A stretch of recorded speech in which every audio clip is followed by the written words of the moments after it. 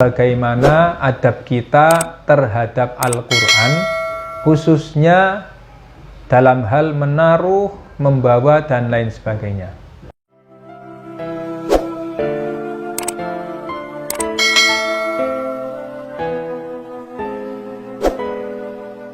Assalamualaikum warahmatullahi wabarakatuh. Berjumpa kembali dengan kami, channel Unas Official.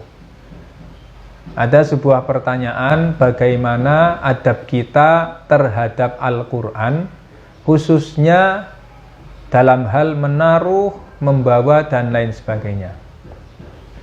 Dalam kesempatan yang baik ini, akan kami coba jelaskan, dan kami ambil penjelasannya dalam kitab Fathul Karim Al-Mannan fi Adabi Hamalatil Quran, karangan Imam Ali bin Muhammad Al-Ma'ruf bid-Doba' Al-Misri, tepatnya pada halaman 10. Di sini dijelaskan, wa yustahabbu tatyibuhu wa ta'zimuhu wa ja'luhu ala kursiyin aw fi mahallin murtafi'in fawqa sa'iril kutubi ta'ziman lahu. Disunahkan mengolesi minyak wangi terhadap Al-Quran. Jadi Al-Quran diolesi minyak wangi biar wangi. Dan disunahkan pula mengagungkan Al-Quran, menjadikan Al-Quran itu di atas kursi, artinya kita taruh di atas kursi atau di tempat yang tinggi di atas kitab-kitab yang lain. Hal tersebut semua adalah tujuannya untuk mengagungkan Al-Quran. Berikutnya wa takbiluhu qiyasan ala takbilil hajaril aswad. Disunahkan untuk mencium Al-Quran. Jadi misalnya kita selesai membaca Al-Quran, kita disunahkan untuk menciumnya. Loh, kenapa demikian? Karena dikiaskan, disamakan dengan hajar aswad. Wal qiyamu lahu idza uqdima bihi.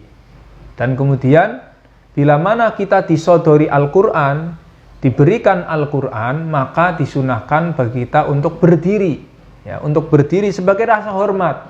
Jadi menerima Al-Quran dari orang lain, maka kita disunahkan untuk berdiri.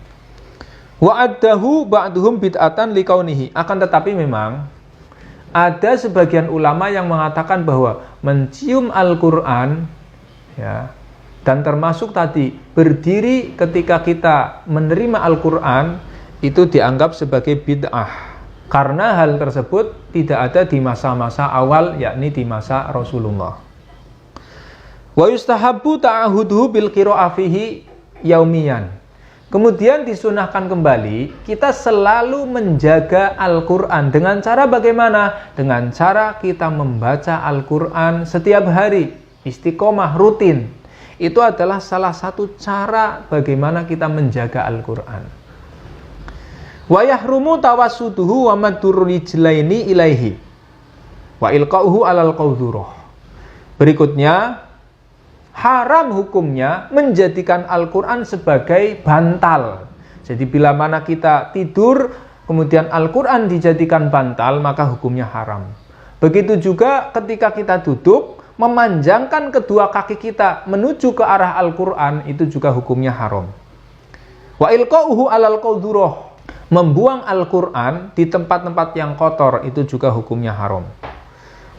Termasuk sesuatu yang diharamkan adalah seseorang yang pergi ke daerah musuh dengan membawa Al-Quran dan dikhawatirkan Al-Quran akan dikuasai oleh mereka. Sehingga tentunya bila mana Al-Quran dikuasai oleh mereka, Al-Quran itu bisa jadi akan diperlakukan dengan tidak benar. Berikutnya adalah wa yahrumu mahwuhu birik. Haram hukumnya menghapus Al-Quran dengan ludah, dengan air ludah.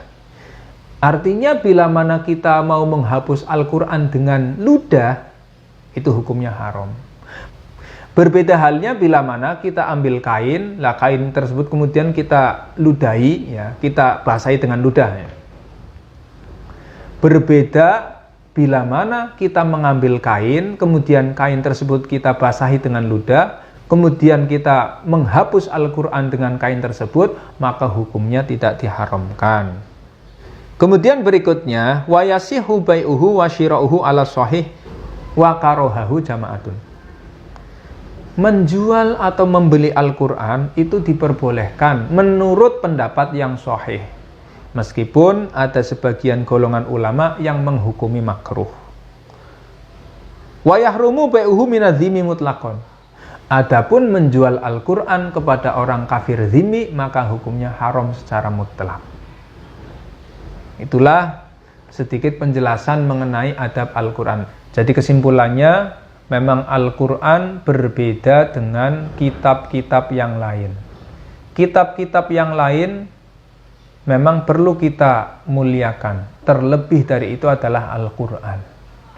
Jadi Al-Quran harus kita muliakan, harus kita tempatkan di tempat yang tinggi di antara kitab-kitab yang lain.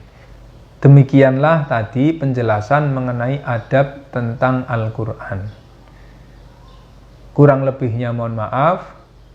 Saya akhiri. Assalamualaikum warahmatullahi wabarakatuh.